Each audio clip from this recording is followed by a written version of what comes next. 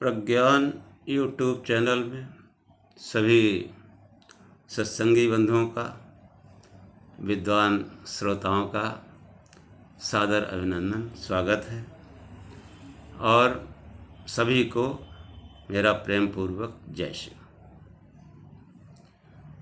पिछले आख्यान में हम लोगों ने गायत्री मंत्र पर विस्तार से चर्चा की।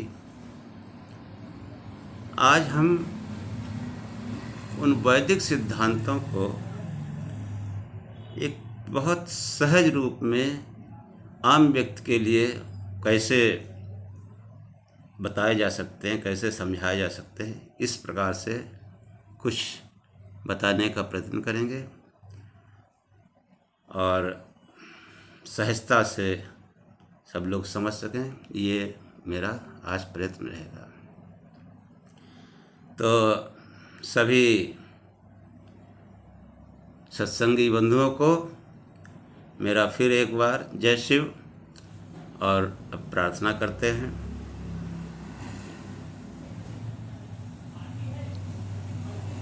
या मेधा देवगणा पितरश्चोपासते तया मामद्य मेधयाग्ने मेधाविनं कुरु स्वाहा। हे अग्नि, हे प्रकाश स्वरूप परमेश्वर, जिस बुद्धि की उपासना ऋषि मनीषी योगी करते रहे हैं, हे परमेश्वर मुझे भी वर्तमान में उसी बुद्धि से युक्त करिए, वही बुद्धि मुझे प्रदान करिए। तेजोऽसि तेजोमयिधे वीर्यमसि वीर्यमयिधे बलमसि बलमयिधे ओजोऽस्योजोमयिधे स मन्योरसि मन्योमयिधे सहोऽसि सहोमयिधे। हे परमात्मा, आप अनंत तेज युक्त हैं, मुझको भी वैसा ही तेज युक्त बनाइए। आप अनंत पराक्रम युक्त हैं, मुझको भी पराक्रम से युक्त कीजिए। आप अनंत बल युक्त हैं, मुझको भी बल प्रदान कीजिए। आप अनंत सामर्थ्य युक्त हैं, मुझको भी सामर्थ्य दीजिए। और आप दुष्ट काम और दुष्टों पर कोपकारी हैं, हे परमात्मा मुझको भी वैसा ही कीजिए। सहो सहो मयिधे, आप निंदा स्तुति स्वपराधियों को सहन करने वाले हैं, मुझको भी वैसा ही कीजिए। यज्जाग्रतो दूरमुदयति दैवं तदुसुप्तस्य तथैवेति दूरंगमं ज्योतिषां ज्योतिरेकं तन्मे मनः शिव संकल्पमस्तु। हे परमात्मा, ये मेरा मन जो जागृत में दूर दूर जाता रहता है और जो सुषुप्ति में भी अंतःकरण में चला जाता है तथा स्वप्न में भी दूर दूर भागता रहता है, ऐसा ये दिव्य स्वभाव वाला मेरा मन सभी प्रकाशकों का प्रकाशक, इसमें शुभ संकल्प आए, कोई अशुभ संकल्प ना आए, किसी के हानि पहुंचाने की इच्छा इसमें कभी उत्पन्न न हो। येन कर्माण्यपुसो मनीषिणो यज्ञे कृण्वन्ति विदथे सुधीरा यत्पूर्वं यच्छमन्तः प्रजानां तन्मे मनः शिव संकल्पमस्तु। विद्वान योगी धीर पुरुष जिस मन के द्वारा यज्ञ आदि युद्ध अपने जीवन में करते रहे, ऐसे ही ये मेरा मन हमेशा शुभ कार्य करता रहे, यज्ञ करता रहे, अपनी बुराइयों से युद्ध करता रहे। हम आपसे यही चाहते हैं। और ये जो मेरा मन है, इसमें कभी भी अयज्ञ या यज्ञ के विपरीत भाव न आए। कोई जो है गलत काम करने का मन न हो। यत् प्रज्ञानमुत्चेतो धृतिश्च यज्ज्योतिरन्तरमृतं प्रजासु यस्मान्नृत्ते किंचन कर्म क्रियते तन्मे मनः स्यु संकल्पमस्तु। ये जो मेरा मन है, जिसमें उत्कृष्ट ज्ञान यत् प्रज्ञानमुच्चेतो धृतिश्च, उसको धारण करने वाला है। यज्ज्योतिरंतर मृतम प्रजास, जो सभी प्राणियों में ये मन ही ज्योति रूप में, अमृत ज्योति के रूप में विद्यमान है, जिसके बगैर कोई कार्य नहीं किया जा सकता। ऐसा मेरा मन हमेशा जो है शुभ कार्य करता रहे, ज्ञान की तरफ चलता रहे, सन्मार्ग की तरफ चलता रहे। हे प्रभु, ऐसी कृपा करो कि इसमें कभी अज्ञान या अंधकार की जाने की भावना ना आए। ये नेदं भूतं भुवनं भविष्यत् परिगृहीति स्मृतेन सर्वं येन यज्ञस्तु आयते सप्तहोता तन्मे मनः स्यु संकल्पमस्तु। जिस मन में वर्तमान भूत भविष्य सब स्मृति के रूप में रहते हैं, ये नेदम भूतम भुवनम भविष्यत स्मृति परिगृहीत सर्वम ये यज्ञस्तु आयते सप्त होता तन्मे मनः शिव संकल्पमस्तु।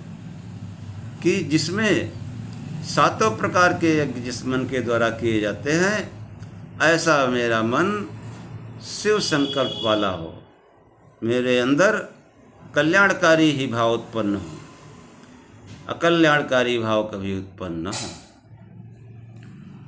यस्मिन् ऋचः सामयजोषि यस्मिन् प्रतिष्ठिता रथना भाविवारा यस्मिश्चित्तं सर्वमोतं प्रजानां तन्मे मनः शिव संकल्पमस्तु। जिस मन में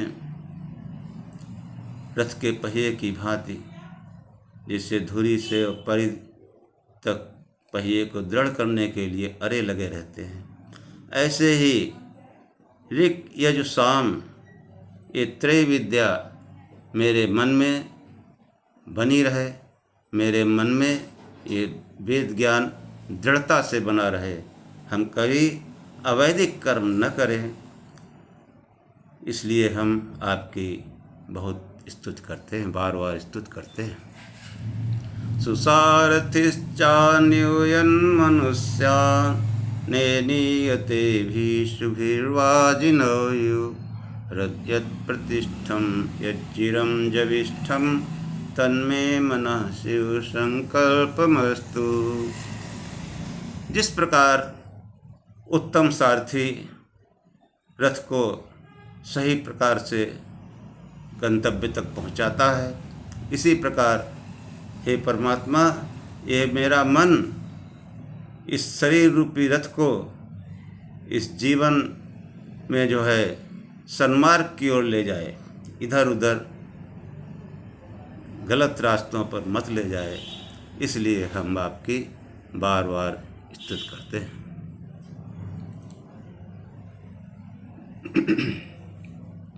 असतो मा सद्गमय तमसो मा ज्योतिर्गमय मृत्योर्मामृतं गमय। हे परमात्मा, हम आपकी दया से असत्य से सत्य की ओर चलें, अंधकार से प्रकाश की ओर चलें और मृत्यु से अमरता की ओर चलें। अब हम वो व्याख्यान माला जो है प्रारंभ करते हैं। देखो, सत्संग एक विचार की चीज़ है और विचार करने के लिए उस परमात्मा ने इस मनुष्य को विशेष बुद्धि दी है। बुद्धि सबको दी है, सभी प्राणियों को काम चलाऊ दी है, लेकिन इस मनुष्य को विशेष बुद्धि दी है कि सत्य और असत्य का विचार कर सके, अच्छे बुरे का विचार कर सके।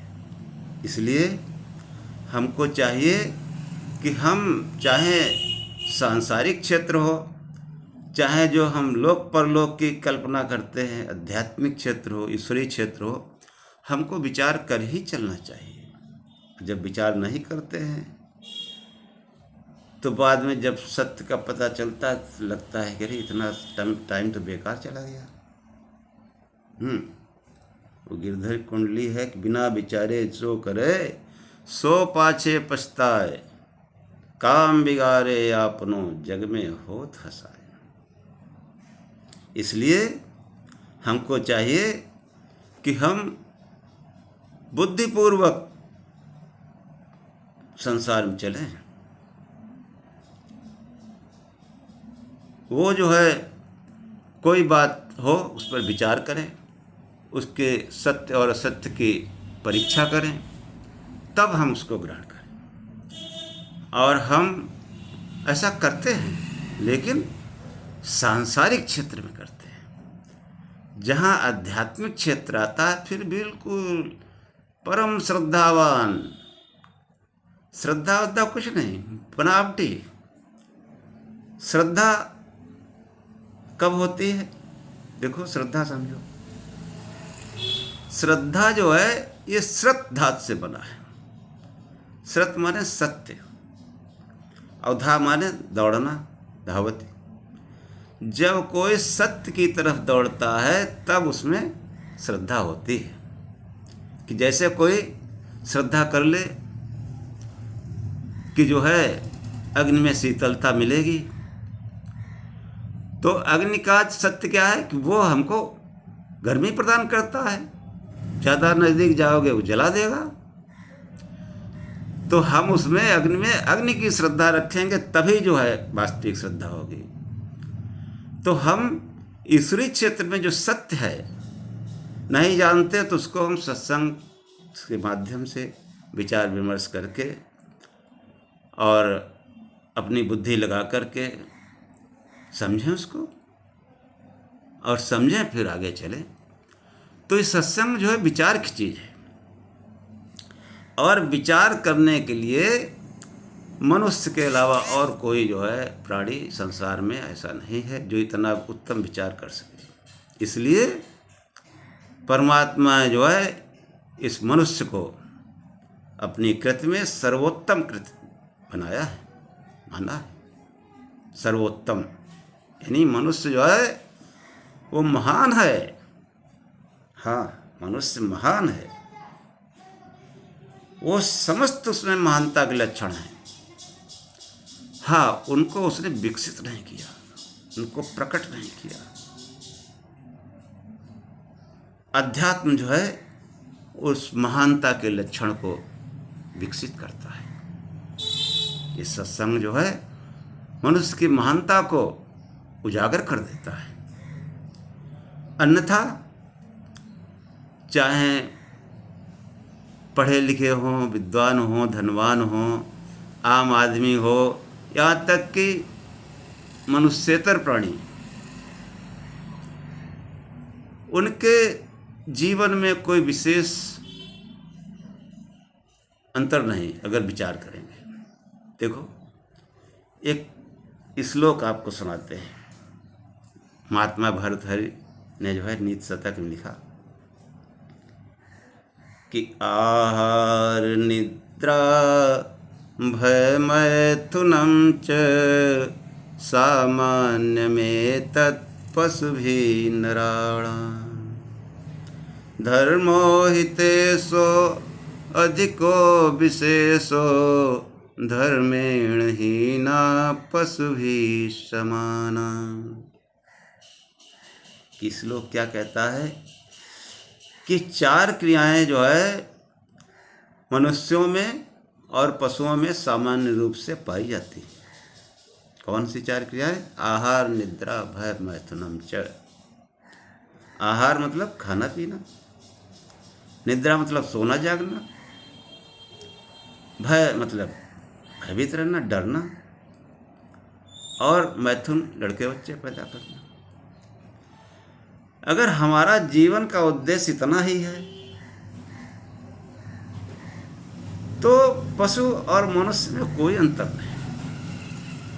कि हम चाहे एक झोपड़ी में रहते हों, एक कमरे में रहते हों, या हमने आलीशान जो है 10-20 करोड़ का बंगला महल बना रखा हो, कोई अंतर नहीं।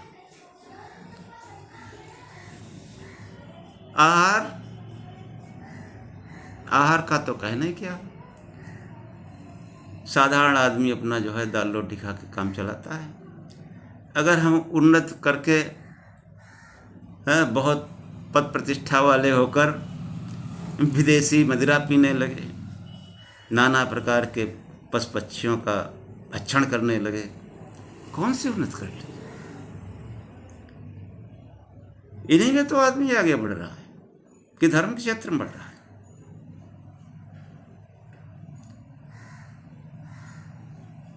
तो देखो, पशु और मनुष्य भी खाता पीता है, पशु भी खाता पीता है। मनुष्य जो है कहीं दावत आवत में जाता तो ज़्यादा खा लेता है, पनीर, तमाम जो है चाट पकौड़ी, और फिर बाद में फिर रसगुल्ले इमरती में खींचता चला जाता है।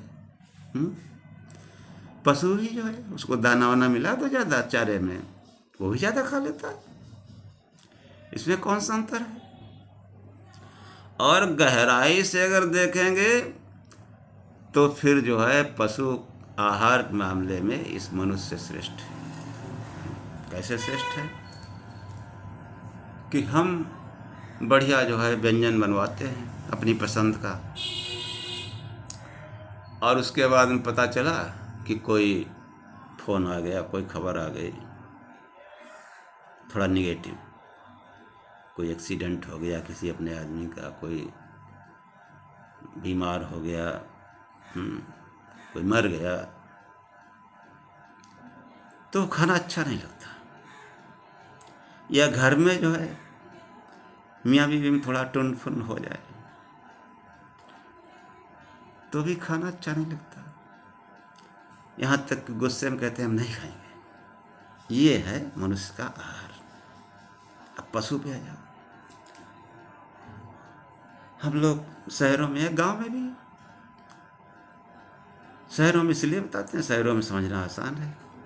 छुट्टा जानवर घुमा करते हैं, तब हम सब्जी वाले, फल वाले सड़क पे अपना दुकान लगाते हैं। पशु आता है, मुँह मार देता है खाद्य सामग्री में। जब वो भी जानते हैं कि कोई पशु आ सकता है तो डंडा उंडा रखते हैं पहले से ही। तो वो जो है मालूम पड़ा ठेले, उसने फल का ठेला था और कोई पशु आया, उसने मुँह मारा और साथ ही में उसने डंडा मार दिया ठेले वाले। तो वो जो है जो कुछ 2-4 केले वेले आए उसके मुंह में, तो थोड़ा 4 कदम हट के और बड़े मस्ती में आराम से खाता है। उसको डंडे का कोई अफसोस नहीं। और मनुष्य जरा सी बात में खाना बेकार। तो आहार के मामले में कोई वो नहीं। और निद्रा, हमको जो है जैसे बिस्तर में जरा सा कहीं कुछ कूड़ा आ जाए, कुछ हो जाए तो नींद नहीं आती। बढ़िया बिस्तर चाहिए। और पशु देखो बरसात के मौसम में कीचड़ में गांव देहात में जो है जहाँ बांधे जाते हैं वहाँ कीचड़ हो जाता है, चहला, देसी भाषा, उसमें सो जाता है। और सोने पर जैसा पशु अनुभव करता है वैसे सबको अनुभव करता है, चाहे अमीर गरीब कोई हो, कोई 1 फुट गद्दे पर लेटा हो और चाहे कोई सिर पे सिराने गमछा रख के और पेड़ के नीचे लेटा हो, सो गया तो फिर वही एक ही बात है। तो इन सब क्रियाओं में भय, सब भयभीत रहते हैं, पशु भी भयभीत रहते हैं और मनुष्य तो बहुत भयभीत रहता है। जितना बड़ा आदमी उतना भयभीत। हाँ, बहुत बड़ी कोठी बनी, ऊंची ऊंची बाउंड्री वाल बनी, दरवाजे पर गार्ड भी है, कई तालों के बीच में अंदर जाके सोता है और फिर भी तकिया के नीचे रिवॉल्वर रखता है।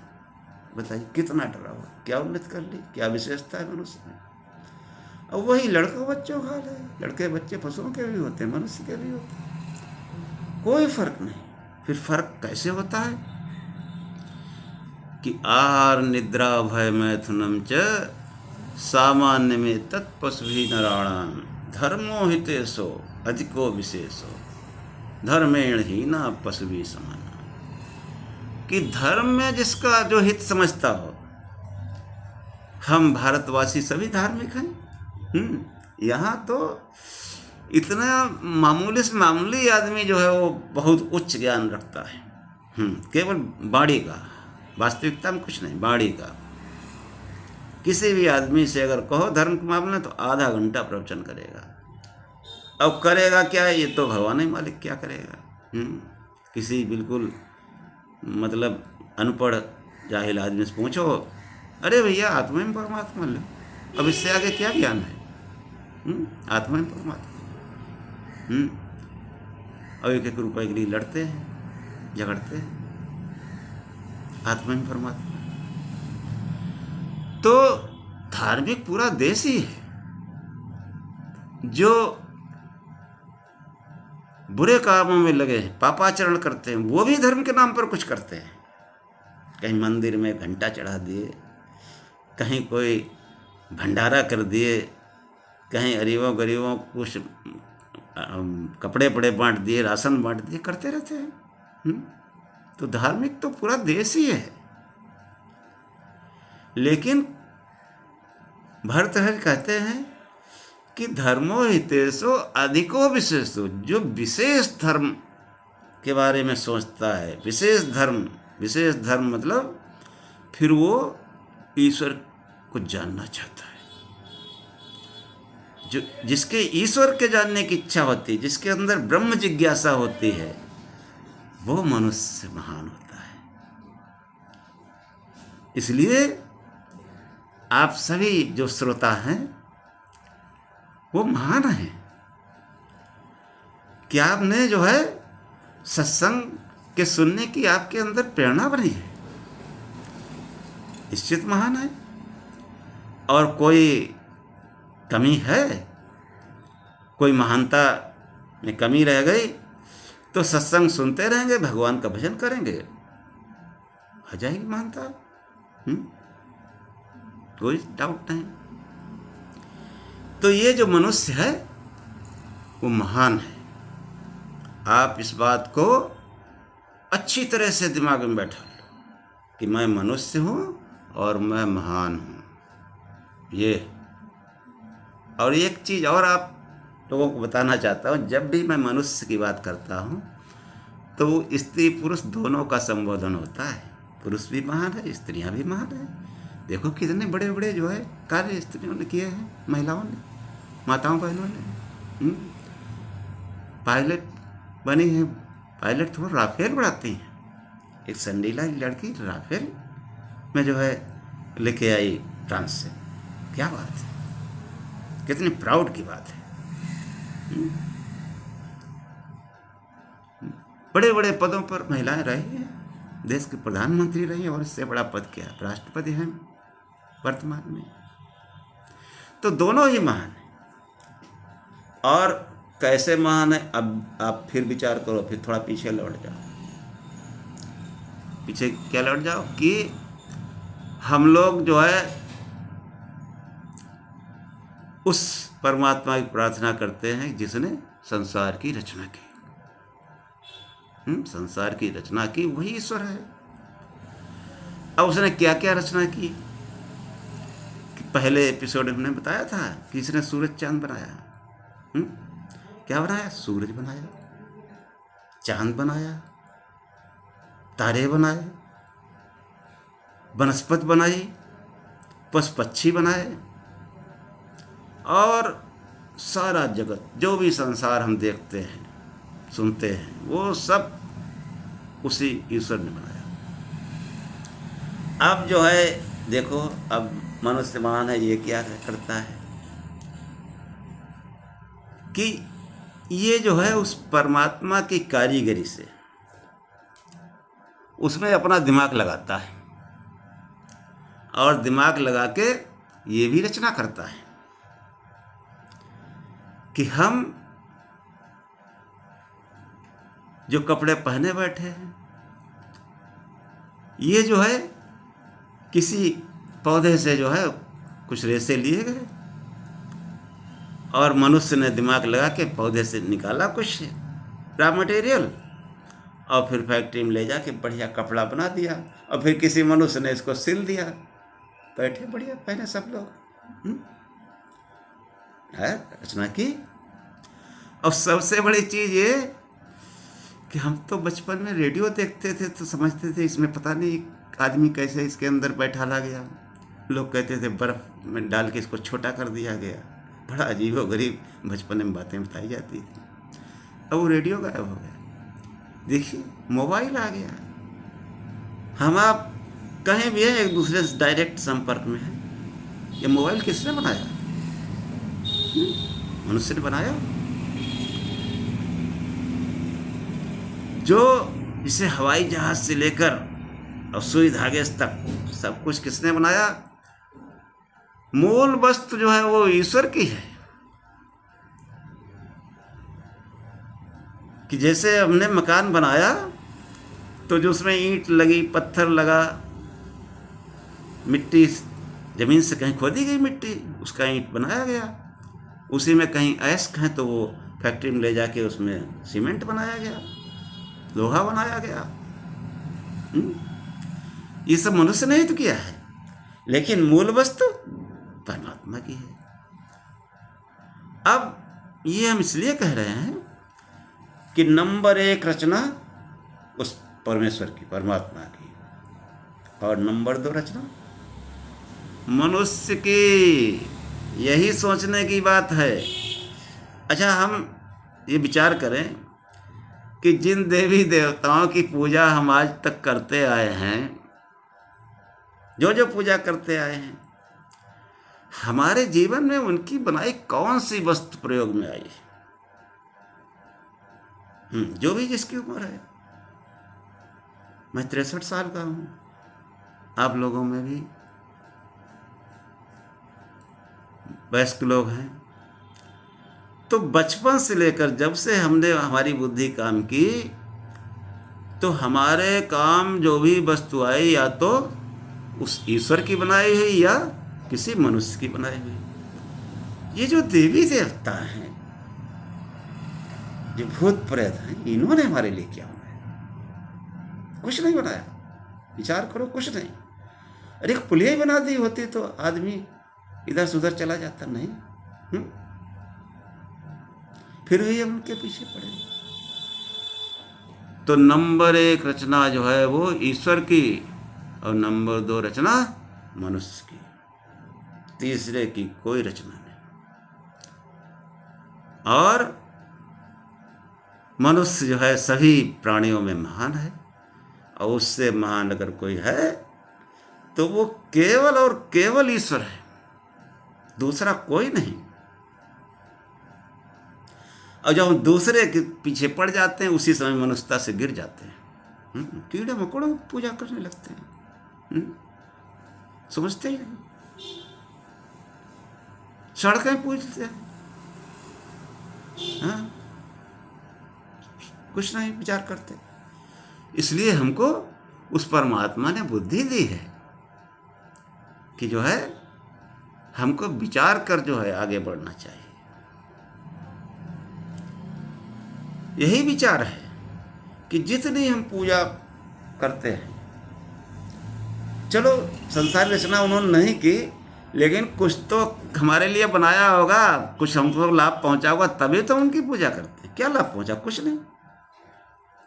और जो लोग सोचते हैं कि हम मंदिर में मनौती माने थे, हमारा काम बन गया, ना ना ना ना ना, ये भी आप नहीं जानते। हम ऋषियों की संतान है, हमारी सोच कोई ऋषियों वाली नहीं कि मंदिर एक प्रतीक रूप में बना दिए गए। अब व्यवहार हम देखो कैसा करते हैं कि मंदिर में जब जाते हैं, कोई मूर्ति हो, शिव मंदिर हो या कोई और देवी देवता अवतार की मूर्ति हो, कोई भी मूर्ति हो, तो मंदिर में जाके जैसे हाथ जोड़ते हैं और हम आँख बंद कर लेते हैं, अंदर झांकते हैं, उस मूर्ति से आँख खोल कर नहीं बतियाते हैं।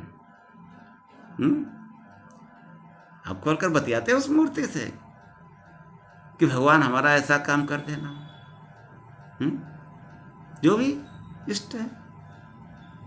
नहीं, अंदर झांकते हैं, उस प्रतीक रूप के मंदिर को देखकर, ईंट पत्थर के, ये जो असली मंदिर है इसमें झांकते हैं। इसमें जितना गहरा हम झांक लेते हैं, जितना गहरे चले जाते हैं, उतना ही अंतर से वो अंतर्यामी है परमात्मा, पार ब्रह्म परमेश्वर। तुम सबके स्वामी, तुम पूर्ण परमात्मा, तुम अंतर्यामी है। ओम जय जगदीश हरे प्रार्थना है तो बहुत सबसे पॉपुलर प्रार्थना है, जगदीश, जगत के स्वामी। जहाँ पर जगदीश है, जहाँ पर विश्वनाथ है, वहाँ पर भगवान भोलेनाथ है, वहाँ शिव है। अब बाकी जैसे कोई अवधेश है, कोई द्वारिकाधीश है, ये तो क्षेत्रीय है, अवध के स्वामी, विश्वनाथ नहीं। हम विचारे नहीं करते। और हमारे कवि लोग भाई वो तो फिर हवाई दागते हैं। कभी पिछले एपिसोड हमने बताया था कि हवाई दागते हैं, प्रमाण कोई नहीं। एक बार त्रेता युग माई शंभु गए, एक बार किस जगह गए थे पता ही नहीं, कोई प्रमाण ही नहीं। जब कोई हवाई दागनी है, एक बार शब्द प्रयोग किया गया है, एक बार जननी हनवाए कर श्रृंगार पलना पौड़ाए, एक बार हुआ ऐसा, फिर दोबारा नहीं हुआ। और जो घटना सत्य है वो बार बार होगी। कि सर्दी आने वाली है बरसात के बाद में, तो वो हर बार आती है। ये नियम है, ईश्वरीय नियम है। जो घटना होगी वो बार बार होगी। तो वो एक बार ऐसा हुआ। अरे भाई एक बार कैसे हम प्रमाण माने हैं? हम भी कोई पुस्तक लिख दे, छप जाएगी। कहते लिखा है, बहुत लोग कहते हैं लिखा है, लिखने क्या कोई भी पैसा खर्च करे, छप बात है। जो भी लिखा है हम उस पर विचार करें। विचार बड़ी चीज है। कि हम बड़ी बड़ी डिग्री हासिल कर लिए, ऐसे हासिल कर लिए हैं, विचार किए हैं, मेहनत किए हैं, तब जाके हम पास हुए हैं। कि जो शिक्षा का जो साधन है, एक अंग्रेजी में कहावत है कि नो नॉलेज विदाउट कॉलेज। अगर बच्चे को पढ़ाना है तो उसको स्कूल में प्रवेश दिलाना ही पड़ेगा, चाहे कोई कितना कोई प्रोफेसर हो, लेकिन बिना स्कूल में एडमिशन कराए अपने बच्चे को पढ़ा नहीं सकता।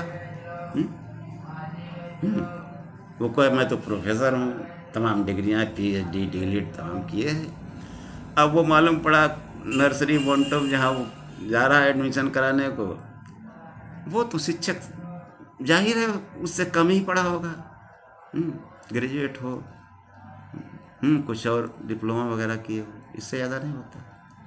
लेकिन उसी के पास जाना पड़ता है और बच्चे को सिखाना पड़ता है। ये सर हैं, ये गुरुजी हैं, इनका समय सम्मान करना, आदर करना, रोज आके इनको प्रणाम करना है? और वो जो पिता है बच्चे का, कितना बड़ा पद प्रतिष्ठा वाला, बड़े आदर से उस शिक्षक से बात करता है, तभी बच्चा पढ़ सकता है। अगर वो अधिकारी या कोई नेता है गुर्रा के जो है शिक्षक से बात करे और बच्चा सुन रहा है, वो जानता है अरे इसको क्या, जब ये कुछ गड़बड़ करेंगे अपने पापा को बुला देंगे, नहीं पढ़ेगा, पढ़ नहीं सकता। फिर समझ लो, अगर आपने कुछ अपनी अफसरियत या कोई पद प्रतिष्ठा का रूप दिखाया वहाँ स्कूल में, बच्चा नहीं पढ़ेगा। हाँ, नोट कर लीजिए, क्यों उसको मालूम है कि इनकी हिम्मत है जो हम पर कुछ कर सकें। तो बिना स्कूल गए जो है बच्चा पढ़ नहीं सकता। अब वो स्कूल की पढ़ाई कैसी है कि हम रोजी रोटी हमको मिल जाती है, थोड़ा संसार में व्यवहार करने का सलीका आ जाता है। और ये जो ईश्वरीय पढ़ाई है, ये कैसे लेगी? वेदों से भी नहीं मिल सकती। नहीं तो वेद तमाम पुस्तकालय में रखे हैं, सब वहाँ ब्रह्म ज्ञान कर लेते हैं। तो ये जो ईश्वरीय पढ़ाई है वो सत्संग की कक्षा में होती है। बिना सत्संग की कक्षा में जाए ईश्वरीय पढ़ाई नहीं पढ़ सकते हैं आप। और सत्संग की कक्षा में कोई योगी, कोई ऋषि, कोई महात्मा ज्ञान कराता है, या फिर वो किसी को सिखा के उसको आदेश करता है कि तुम करो सत्संग।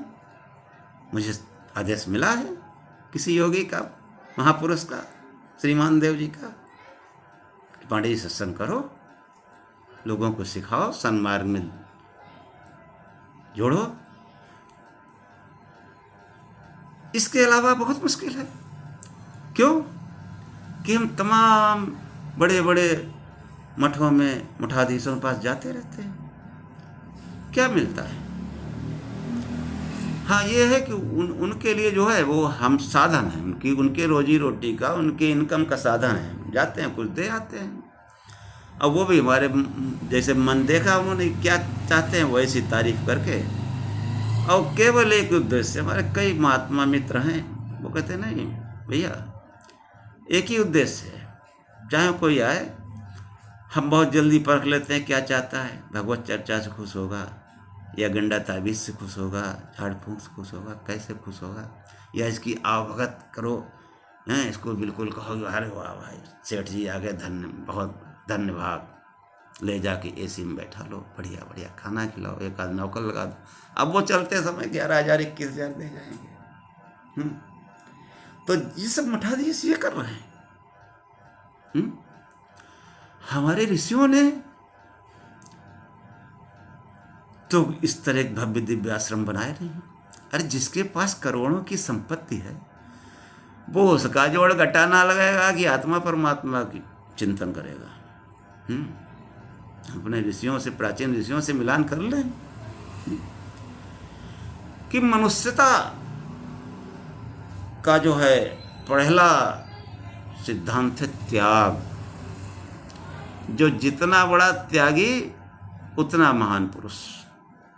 किसी को भी देख लो आप, हमारे ऋषि मुनि बिल्कुल वही भगवा वस्त्र पहने, वो भी वस्त्र पहन कर जब कहीं समाज में जाते तब, और अपने कहीं आश्रम या जंगल में कुटिया में तो वही साफी लंगोटी लाए। कोई मतलब नहीं, जो मिल गया खा लिया। ये त्याग ही मनुष्यता है। तेन त्यक्तेन भुज्जीथा मां गृधा कश्चित्, ईशावास्य प्रसाद में मंत्र आया कि त्याग ही मनुष्यता है। तो कोई त्यागी पुरुष, क्योंकि एक कल्याण का मार्ग है।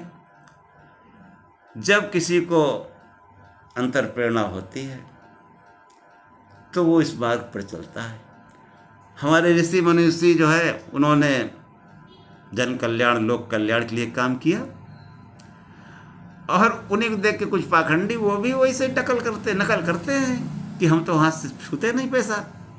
अरे उनके 4-6 चेले चापाटे लगे हैं, हाँ, उसमें कोई जन सामान्य उठा ले 10 रुपये, नहीं उठा पाएगा। चेले चपाटे लगे हैं, फिर वो गुरु को बताते इतने रुपये आए, रख दो, हैं? बड़े बड़े सेठ भी तो पैसा नहीं छूते, उनके मुनीम जी रखते हैं पैसा। इससे त्यागी हो गए, बैरागी हो गए। तो ये सब हमको सोचने की बात है। और जैसा कि हमने बताया कि जो संसार की रचना वो जो है परमात्मा ने की, और नंबर 2 पे रचना मनुष्य ने की। तीसरा कोई भी जो है 84 लाख योनियों में, 84 लाख योनियों में कोई सक्षम नहीं है कि इस मनुष्य के लिए जो है एक जो है एक दाना गेहूं को बना दे। महान योगी तपेश्वरी बना दें गेहूं को दाना, नहीं बना पाएंगे।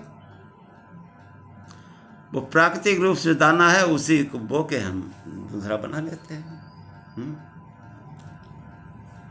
तो कहने का मतलब, इतना समझाने का मतलब ये है कि आप मनुष्य हैं, ईश्वर के अलावा आपके लिए कोई उपासनीय नहीं है, ये विचार करो।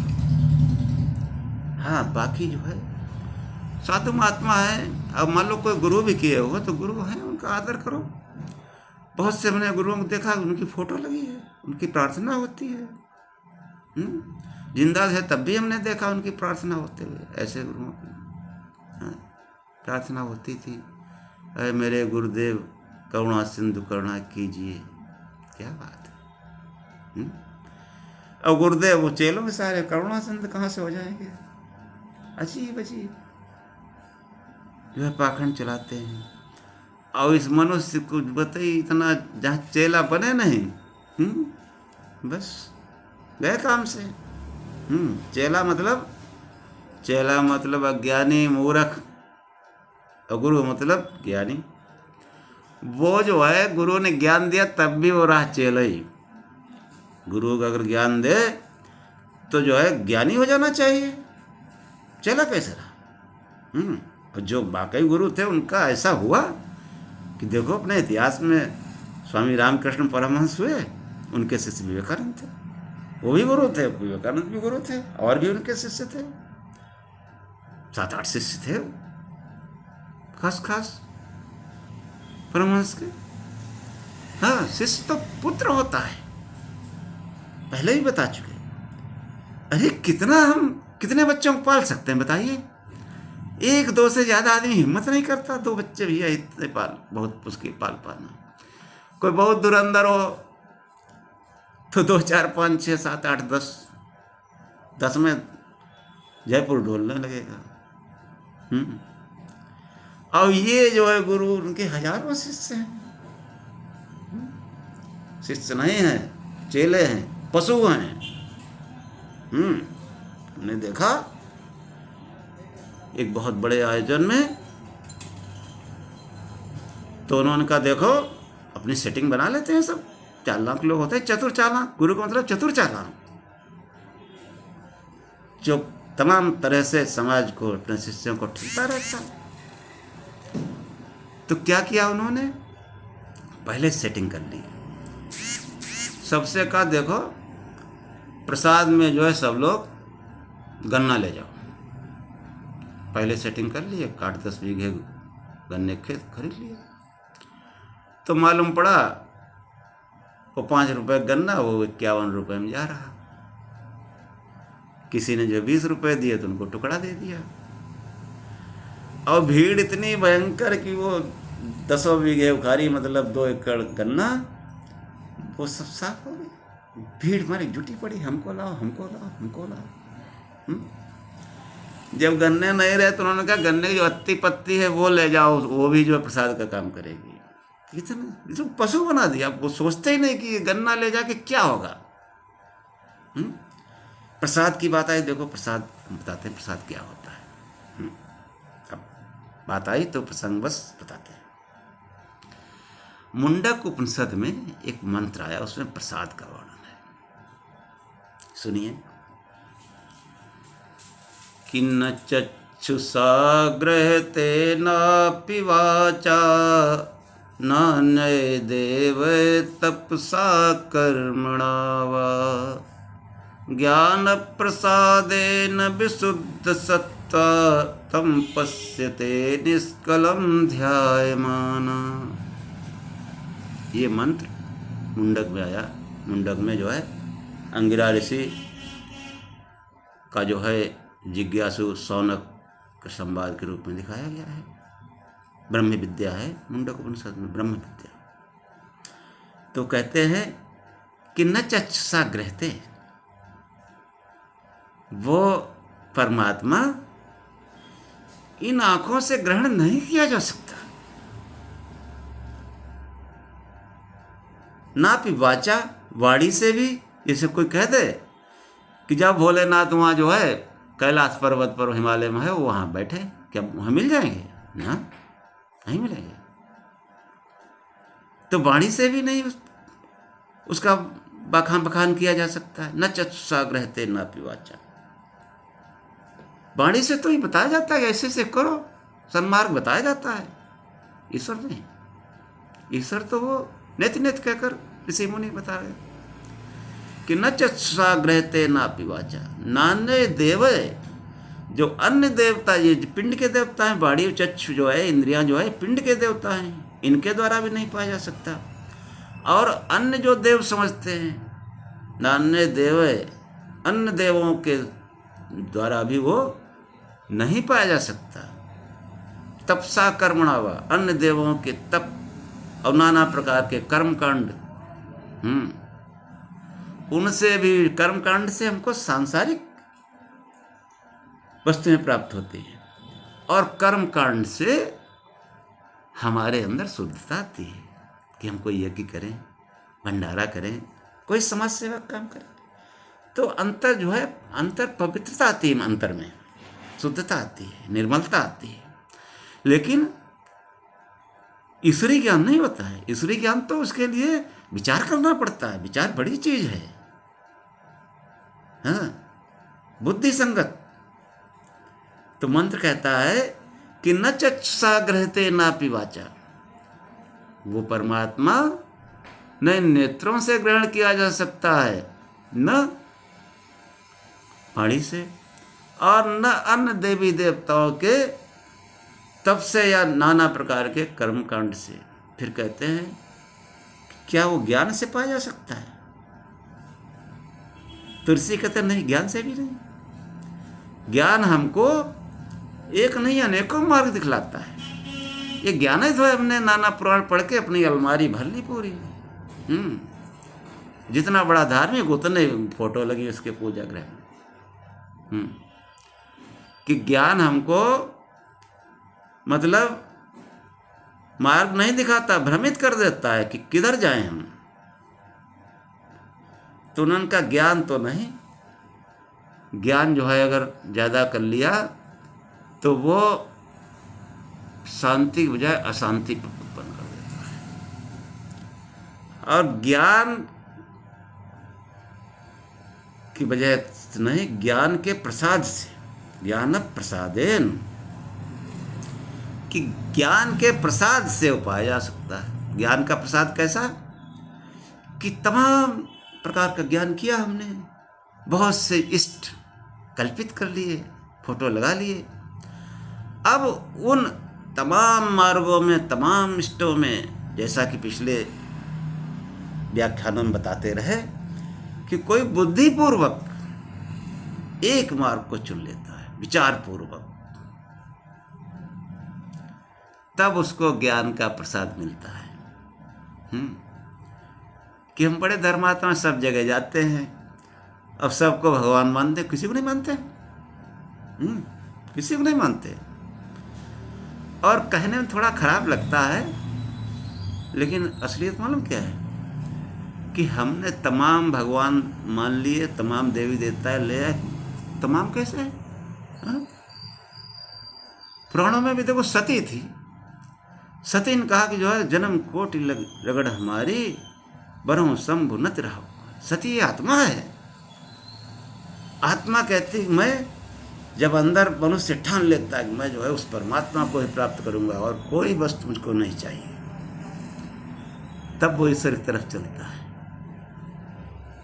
तो ये सत्संग से हमको निश्चय मिलता है कि हम कहीं जाते हैं धार्मिक उसमें आयोजन में, तो वहाँ जो है या तो उसकी व्यवस्था का गुणगान करेंगे, बहुत बढ़िया व्यवस्था, हमारे गुरु जी के आश्रम में 600 शौचालय बने, एशिया सबसे बड़ा शौचालय। अरे शौचालय से कौन ज्ञान होगा, क्या वहाँ बदबू सूखने जाएंगे? ये ज्ञान होता है वहाँ से लौट के।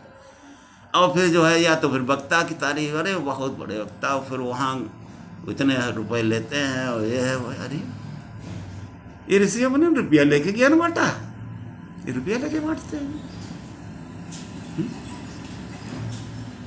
तो उनका चर्चा होता है, धर्माचार्य जो है उनकी चर्चा होती। अब वहाँ गए हमने 3 घंटे, क्या सुना क्या पाया, वो ज्ञान कोई नहीं चर्चा करता। तो वो जो है सत्संग में हमको बुद्धि लगा करके खूब सुने, और फिर जो है जो यथार्थ सत्य, सत्य होता है कि यथार्थ सत्य, यथार्थ सत्य जो है वो बहुत बहुत बड़ी चीज है जो सत्संग से प्राप्त होती है।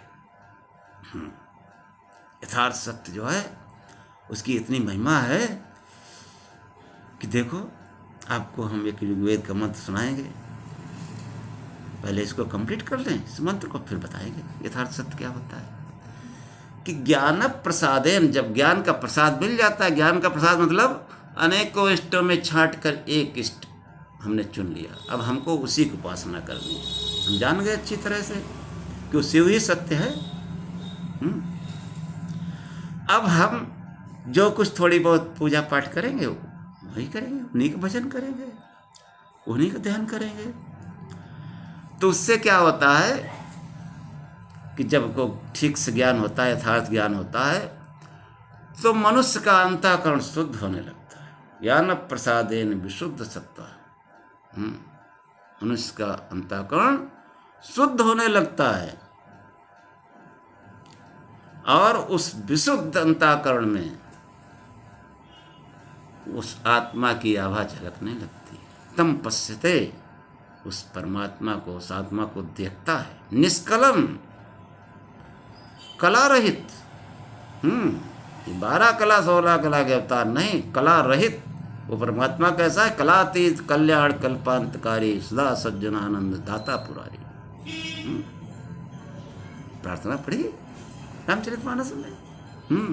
बाबा तुलसीदास की नहीं है ये, जो है लोमस ऋषि की प्रार्थना थी, वो बाबा तुलसीदास को मिल गई, उन्होंने रख दी रामचरितमानस। बढ़िया है, वही तो चीज़ है रामचरितमानस में। नमामि मीसा निर्वाण रूपम विभुम व्यापकम ब्रह्म भेद स्वरूप, कि वो जो ब्रह्म है शिव, वेद उसके स्वरूप का वर्णन करते हैं। देखो, इस चीज को हम कभी विचार नहीं करते। ये पुराणों के जो है स्वरूप को ले लिए, वेद जिसके स्वरूप को नहीं, वो विचार ही नहीं आता। तो ज्ञान जब प्राप्त हुआ तो फिर उस परमात्मा को मनुष्य देखता है निष्कलम, कला रहित, नितांत शुद्ध। उस परमात्मा को अपने अंतःकरण में ध्यायमाना, तम पश्यते निष्कलम ध्यायमाना, उस कला रहित नितांत शुद्ध परम पवित्र उस परमात्मा को ध्यायमाना, ध्यान करता हुआ देख पाता है, ध्यान पाता है। अब आपको बताते हैं कि यथार्थ सत्य क्या होता है। कि हम जो भी पूजा पाठ करते हैं, संस्कार बस परंपरागत जो भी पूजा पाठ करते हैं, हाँ करते रहो, धार्मिक हो, लेकिन वो धर्म है तो सो अधिको विशेषो, वो नहीं, अधिको विशेष हो नहीं, अधिको विशेष हो तो विचार करेगा, सत्संग करेगा कि आखिर जो है ये 1 दर्जन जो हमारे अलमारी में है ये सभी सत्य तो नहीं है। उसीलिए सत्संग है कि एक रचना परमात्मा की, दूसरी रचना मनुष्य की, तीसरी कोई रचना नहीं। फिर हम क्यों किसी के पीछे पड़े? उस परमात्मा का के उपकारों का हम याद करें। ये वायु किसी देवी देवता ने बनाई, ईश्वर की बनाई, फ्री। थोड़ा रुक जाए नहीं मिलेगी, बस गए काम से। पृथ्वी रहने दे दी फ्री, ये तुम कब्जा किए हैं इसलिए प्लाट खरीदना पड़ता है। अब चले जाओ कहीं भी, खाली जगह पड़ी हो डाल लो टेंट, सो जाओ। न हो तो सरकार ने व्यवस्था कर रखी, बस अड्डे पर सो जाओ, रेलवे पर सो जाओ, कोई पैसा नहीं पड़ेगा। गांव देहात में चले जाओ, किसी प्रधान से खुशामद कर लो, भैया थोड़ा हमको दे दो थोड़ी जगह रहने, मिल जाएगी, फ्री मिल जाएगी, जाओ वहाँ पड़ती है वैल्यू। तो उसने फ्री बनाई है। सूरज जो है फ्री में प्रकाश देता है हमको, कोई भेदभाव नहीं करता है कि हम बड़े आदमियों को ज़्यादा प्रकाश देंगे, छोटे कम देंगे। और चाहे गंदगी हो वहाँ भी प्रकाश सूर्य किरणें पड़ती हैं। और क्या सूरज गंदा हो जाता है उसका प्रकाश? ना, ऐसे ही परमात्मा, वो आत्मा जो है, आत्मा जो है निर्लेप है, हमारे अंदर वो निर्लेप है, उसमें कोई गड़बड़ नहीं है, कोई कलंक नहीं है। ये जो हम अविद्या में जो ग्रस्त हो गए, विद्या, अविद्या मतलब, अविद्या समझते क्या है? महर्षि पतंजलि ने योग दर्शन में अविद्या बताई। अविद्या क्या है? अनित्य, असुचि, दुखानात्मासु नित्य शुचि सुखात्म ख्यातिर अविद्या। कि जो नित्य नहीं है उसको नित्य समझना। कि तब हम ऐसी पूजा पाठ करते हैं कि वो पैदा हुए, महान कार्य किए और चले गए, नित्य है क्या? नित्य हमेशा रहता है। नित्य की जन्म मृत्यु कैसे होगी? तो नित्य नहीं, फिर भी उसमें अनित्य मतलब अनित्य है, फिर भी नित्य की भावना जो है, यही अविद्या है। इसी से हमको वो अविद्या का आवरण उस आत्मा में ढक जाता है। आत्मा पर कोई आवरण नहीं। कि जैसे हम बरसात में जो है देखते हैं, कहते हैं जो है सूरज अस्त हो गया, या रात में कहते हैं सूरज अस्त हो गया। क्या सूरज अस्त होता है? बादलों के ढकने से सूरज अस्त हो जाता है? ये हमारी दृष्टि भ्रम है, हमारे बुद्धि में भ्रम है। सूरज कभी नहीं अस्त होता है। ऐसे ही ये आत्मा जो है, इस पर पाप आच्छादित इसको नहीं कर सकते। ये यथार्थ ज्ञान है। अविद्या है हमारे अंदर कि हम नित्य वस्तु जो थी उसको जो है, जो अनित्य वस्तु हैं उनको नित्य समझने लगे। नंबर 1 अविद्या है कि जो ईश्वर नहीं है, सत्य नहीं है, उनकी उपासना में लग गए। कोई विचार नहीं किया कि जो है अनित्य, असुचि, जो असुच पदार्थ हैं, जो पवित्र नहीं हैं, उनमें लग गए। जो धार्मिक कार्य हैं पवित्र करने वाले हैं, और अधर्म में लग गए। और दुखानात्म, दुख देने वाले जो है उनमें सुख ढूंढते हैं। संसार की प्रत्येक वस्तु, गहराई से विचार करो, वो हमको दुखी करती है। केवल भगवान का भजन ही हमको सुखी करता है। देखो, सोचते हैं सबसे प्रिय वस्तु क्या है? पहले तो जिसकी शादी नहीं होती सोचता है बीवी हो जाए, मेरी भी शादी हो जाए, दुआ करो सब मिलके। और जिनकी हो गई उन पर हाल पूछो। फिर सोचते हैं यार बच्चा हो, अब बच्चा हो गया, अब वो जरा खांसी आ गई, जुकाम हो गया, व्याकुल। स्कूल से आने में देर हो गई, व्याकुल। तो सुख नहीं है वहाँ। लोकाचार में सब करना पड़ता है। और ठीक है, आत्मज्ञान नहीं है तो इसी में भगवान ने कर दिया, इसी में चलो भैया ये सुख दुख में अपना पड़ा रहे, नहीं तो अकेला तो मर जाएगा। अकेला कैसे रह सकता आदमी? तो जो सांसारिक वस्तुएं जिनको प्राप्त करने में हम सुख समझते हैं, वो सुख नहीं, दुख है उसमें। जो आत्मज्ञान है, जो अंतर दृष्टि है, उसमें सुख है। लेकिन हमको बाहरी संसार में सुख प्रतीत होता है। यही जो है दुख वाली चीजों में सुख की प्रतीत होना, कि अनित्य असुचि दुखानात्मसु नित्य सुचि सुखात्म ख्यातिर अविद्या, कि जो परमात्मा नहीं है उसको परमात्मा समझना ये विद्या है। इससे वो जो सत्य है वो ढका रहता है। जीवन भर जो है 40-50 पढ़ते रहो, सूरज निकलवाते रहो, कुंभकर्ण जैसा पहाड़ जैसा आदमी देखते रहो, कौओं जैसे ज्ञानी पढ़ते रहो, गिद्ध जैसे भक्त पढ़ते रहो। कौआ गिद्ध ज्ञानी होंगे? ये हमारा सनातन है। मनुष्य महान है। मनुष्य जो है कि योगी सन्यासी होता है।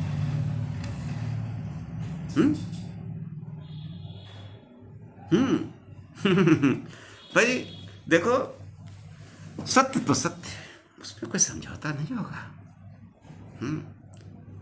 और अगर समझौता कर लेंगे तो फिर अविद्या से कभी छूट नहीं सकते। तो ये जो है, ये अविद्या से वो आत्मा ढकी हुई है। वो तो नित्य है। श्री कृष्ण कहते हैं, नैनम छदंत शस्त्राणि नैनम दहत पावका नैनम क्लेदयन तापो नैनम सोसित मारुता। वो है आत्मा। कि वो आत्मा जो है, पानी उसको गीला नहीं कर सकती, अग्नि उसको जला नहीं सकती, तो उसको कौन आच्छादित कर सकता है? ये जो है, जो अविद्या है, इसके कारण जो है ये सब है। तो सत्संग जो है वो क्या कहता है कि ज्ञान प्रसादेन, ज्ञान के प्रसाद से, वो जब ज्ञान का प्रसाद मिलता है, कोई वेद मार्ग का जब न्यायी होता है तो उसको ज्ञान मिलता है, वही धर्म है।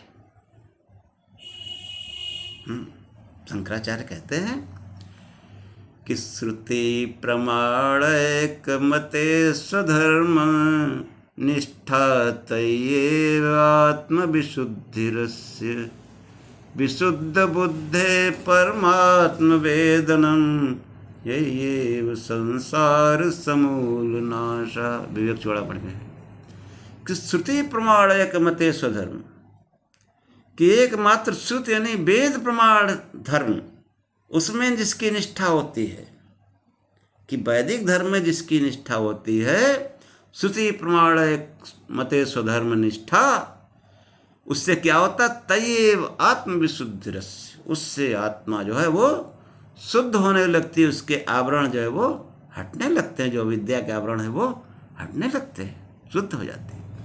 अब विशुद्ध बुद्धे परमात्म वेदनम, जिसकी बुद्धि जो है विशुद्ध हो जाती है वेद सम्मत धर्म से, वेद मार्ग में निष्ठा रखने से, तो उसमें जो है परमात्म वेदनम, उसमें परमात्मा का ज्ञान हो जाता है। ये संसार समूल नाशा, जो जगत मिथ्या, जिस बोला जो जगत है मिथ्या, उस मिथ्या तत्व का जो है ज्ञान हो जाता है कि ये संसार जो है, हमारे ऋषि मुनि कहे कि वो ये संसार मिथ्या है, सत्य तो है नहीं, बराबर बनता बिगड़ता है। जो भी बनता बिगड़ता है वो परम तत्व नहीं है, वो ब्रह्म नहीं है। ऐसा विचार हमको करना चाहिए। तो सत्संग जो है इसीलिए है। और जब जिस दिन आपके समझ में आ जाएगा, बुद्धि समझ ले कि सत्य एक ही है, सत्यम शिवम सुंदरम, वही सुंदर है, वही अच्छा है, उस दिन क्या होगा? उस दिन चमत्कार शुरू हो जाएगा। उसी दिन चमत्कार शुरू हो जाएगा। भजन थोड़ा बहुत करो, चाहे न करो, बाद में करो। जिस दिन सत्य आप ग्रहण कर लेंगे, स्वीकार कर लेंगे बुद्धि से, तो क्या होगा? देखो, अब वो मंत्र सुनाते हैं आपको कि सत्य महान है। ये मंत्र है ऋग्वेद का, सुनिए। कि ऋतस्य हि सुहृदा सन्ति पूर्वे ऋतस्य धीतिर्व्रजिना निहन्ति। ऋतस्य श्लोको बधिरात् तर्द करुणाबुधाना शुच्यमान आयो। ऋत अभी जो होता है ऋत का मतलब होता है कि जो तमाम सत्य हैं, मतलब जिसे हम जो भी पूजा पाठ करते आए हैं कर रहे हैं तो सत्य मानकर करते हैं, असत्य मानकर तो करते नहीं। तो उन सत्यों में भी जो है जो छांटबीन के दिमाग लगा के जब एक सत्य रह गया तो वो उसको यथार्थ सत्य कहते हैं। उसी यथार्थ सत्य को यहाँ ऋत कहा गया मंत्र में, कि जब नाना प्रकार के ज्ञान में बुद्धिपूर्वक को एक ज्ञान चुन लेता है, एक इष्ट चुन लेता है, तब वो यथार्थ सत्य को जब पा जाता है, अपने बुद्धि से उसको स्वीकार कर लेता है, तब क्या होता है कि ऋतस्य ही सुहृदा सन्ति पूर्वी। ऋत को स्वीकार करते हुए ही, सत्य को स्वीकार करते ही शोक रुक जाता है। सुहृदा सन्ति पूर्वी, सुहृदा मतलब शोक निवारक शक्तियां, कि जो है ऋत की यथार्थ सत्य जो सत्य है उसकी शोक निवारक शक्तियां सनातन हैं, सन्ति पूर्वी, पूर्व से ऐसे चले। वेद जब लिखे गए या वेद ज्ञान है उससे पहले का पूर्व प्राचीन काल, जब से संसार बना, जब भी कोई सत्य को स्वीकार करेगा तो शोक रुक जाता है। शोक जो है जो आने वाला है वो जान जाता है, रे तो सत्य को इसने पकड़ लिया है, वो रुक जाता है, घुस नहीं सकता। शोक तभी घुसेगा जब आप संसार को पकड़े रहेंगे। ऋतस्य ही सुहृदा सन्ति पूर्वी ऋतस्य धीतिर्व्रजना निहन्ति। जब कोई ऋत को जो है धारण करता है, धारण मतलब जैसे शिव शिव जपना शुरू किया, धारण कर रहे हैं, और ध्यान करना शुरू किया, वो तो हॉटलाइन। ध्यान का मतलब धारण करना। और ये जो आप सत्संग सुन रहे हैं, जो आख्यान सुन रहे हैं, ये भी बिल्कुल कनेक्ट है। क्यों? कनेक्ट हुए बगैर सत्संग सुन ही नहीं सकते। संसार जो है वो इधर उधर है, वो हमारे चिंतन में संसार कहाँ है? ना आपके चिंतन में, हमारे चिंतन में। तो जो है ऋतस्य धीतिर्व्रजना निहन्ति, जैसे ही कोई ऋत को धारण करता है, उस सन्मार्ग को धारण करता है, वेद मार्ग का अनुयायी बनता है, तो व्रजना निहन्ति, उसके वर्जित कर पाप कर्म नष्ट होने लगते हैं। सोचो कि पाप कर्म से तो हमको कष्ट होता है, वो नष्ट होने लगे, वो पाप कर्म होगा नहीं इनसे, क्योंकि सत्य को स्वीकार कर लिया है। तो पाप कर्म जो है नष्ट होने लगेंगे। और फिर आगे कहते हैं ऋतस्य श्लोको बधिरात् तर्द करुणा बुधाना शुच्यमान आयो। कि ऋत की जो आवाज़ है, सत्य की जो आवाज़ है, आप लोग सत्संग सुन रहे हैं, बहुत सी बातें में जो है लगता होगा यार क्या बात कर रहे हैं, हम तो इतने दिन से पूजा पाठ करते चले आए।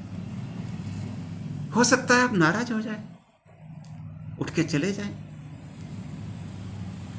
लेकिन आपकी बुद्धि कह रही नहीं बात सही है।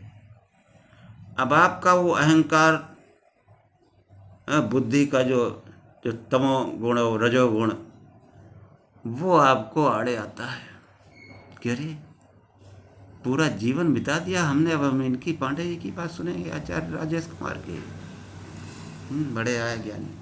हाँ ऐसा होता है भाई, लेकिन सिर कितना भी हिलाओ, जो ये जो हम सत्संग बता रहे हैं, ये किसी मनीषी किसी दिन बताएंगे कि सत्संग कहाँ से चला, कैसे हुआ, ये सब बताएंगे। अभी थोड़ा जो सत्संग के मूल सिद्धांत हैं उनका समझ लो। तो ऋत की जो आवाज है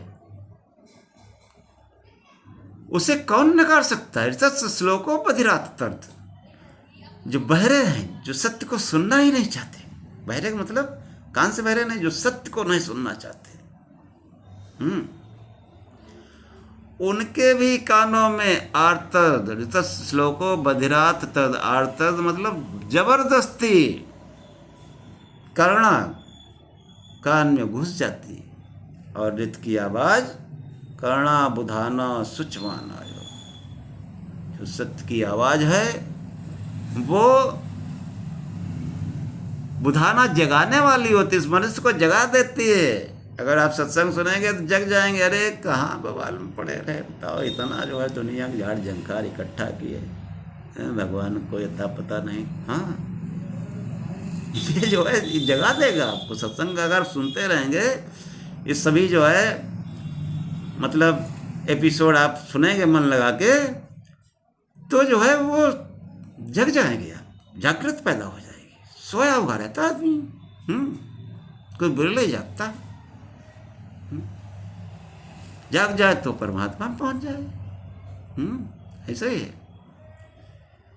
कीर्तस श्लोको बधिरात करुणा बुधाना सुचवान।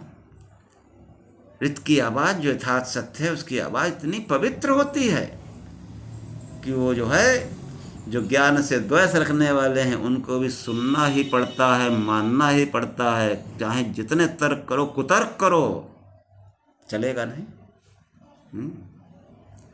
तो इस प्रकार जो है आप सुनते रहिए। इस सत्संग जो है वो ऋत को समझाने का प्रयत्न करता है, यथार्थ सत्य को। यथार्थ सत्य वो शिव है। हाँ, वही शिव शिव जपो। अरे देखो, शिव से बोलो, निर्भय डोलो। हाँ, जाप अगर कस के कर दे कोई, महीने 2 महीने, सब हर टाइम जाप करो। महिलाएं खाना बनाती रहे, शिव शिव जपती रहे। हम नहा रहे, शिव शिव जपें। अरे टट्टी पेशाब में बैठे हो, जपते रहो, कोई बात नहीं। कोई फर्क नहीं। अरे भगवान तो वहाँ भी है। कह रहे गंदी जगह भगवान, अरे गंदी जगह पेट में दर्द एकदम उठखड़ा हो तो कहेंगे नहीं हे भगवान बचाओ। तब नहीं सोचेंगे, इसमें सोचेंगे गंदी। अरे गंदी जगह नहीं है। वो परमात्मा जो है वो हमारा पिता है, परम पिता है। पिता जो है, जैसे पिता होते हैं संसार में, कोई पेशाब कर दे बच्चा, टट्टी कर दे, फेंक देगा क्या बच्चे को? वो तो तब भी दुलार करता है, साफ करता है हमको। तो बराबर शिव शिव जपते रहें, ध्यान करते रहें, विचार करते रहें और सत्संग सुनते रहें। अब जो है हमको लगता है कि ये एपिसोड यहीं ख़त्म किया जाए, तो थोड़ा प्रार्थना कर लें, उसके बाद में जो है खत्म करते हैं। अग्नेन सुपुथारायस्मान् विश्वानि देवयुनानि विद्वान् योध्यस्मज्जुराड्मेनो भूयिष्ठां ते नमा उक्तिं विधेम। हे अग्नि, हे प्रकाश स्वरूप परमेश्वर, मुझे ऐसे मार्ग से ले चलो जो सुपथ हो। अग्ने नय सुपथा रायस्मान, किस मार्ग से ले चलो? विश्वानि देव वयुनानि विद्वान, जो हमारे पूर्व के देव यानी ऋषि मनीषी संत योगी जिस मार्ग पर गए हैं, हे प्रकाश स्वरूप परमेश्वर, मुझे उस मार्ग से ले चलो। यहाँ पर अग्नि ये अंदर की बात है। प्रकाश स्वरूप से ध्यान करो, प्रकाश उदित होगा, वो सन्मार्ग में ले जाएगा। जहाँ ऋषि मुनि योगी पहुँचे वहाँ जाएगा। योद्धस्मत् जुहराड में, हमारे अंदर जो बुराइयां हैं उनसे हमारा संघर्ष कराकर हमको विजय बनाओ। हम आपकी बार बार स्तुति करते हैं। योद्धस्मत् जुहराड में नो भूयिष्ठां ते नमा उक्तिम विधेम। और क्या प्रार्थना करें कि तच्चक्षुर्देव हितं पुरस्तात् शुक्रम उच्चरत् पश्येम सर्दा सतं जीवेम सर्दा सतं शृणुयाम सर्दा सतं प्रब्रवाम सर्दा सतं अदीनां सर्दा सतं भूयश्च सरदा सतात, कि सूर्य हमको जीवन प्रदान करता है, लेकिन सूर्य की उपासना हमारे ऋषि मुनि मालूम कैसे करते रहे? तच्चक्षुर, उस विराट पुरुष की आंख, ये जो सूरज चमक रहा है ये उसकी आंख है। समझो वो विराट पुरुष कैसा होगा, जिसको हम कहते हैं उस विराट पुरुष से जगत उत्पन्न हुआ।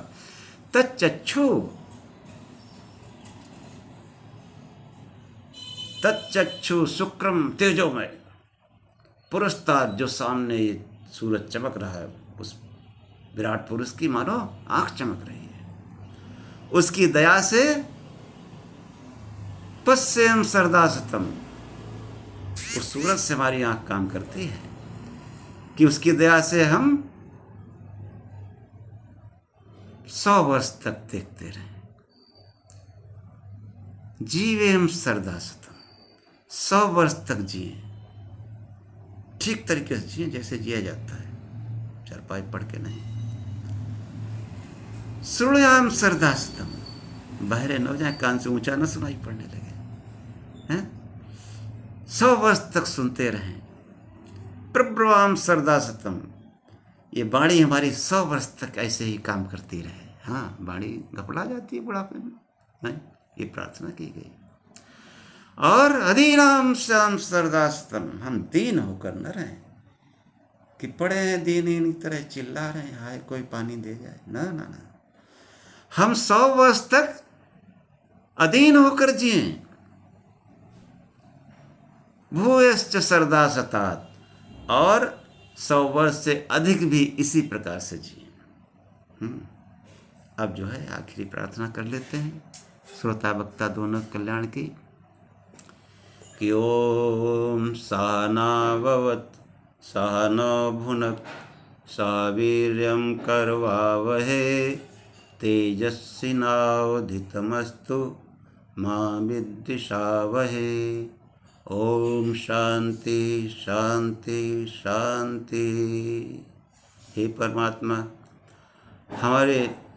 हमारे और हमारे आचार्य की, यानी आचार्य और शिष्य हम दोनों की, यहाँ पर हम लोग कहेंगे श्रोता और वक्ता दोनों की, हे परमात्मा साथ साथ रक्षा करें। सह नव भुनक्तु, हम हमारी साथ साथ पालना करें, हम साथ साथ भोग सामग्री को प्राप्त करें।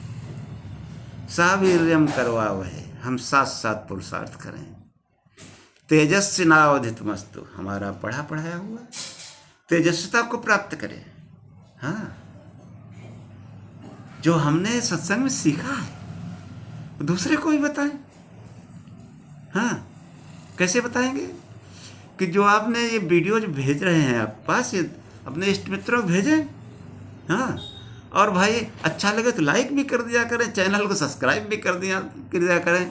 सुनने वाले तो हमको देखते हैं बहुत हैं, और लाइक सब्सक्राइब नहीं करते। बेल आइकन दबा दिया करें भाई।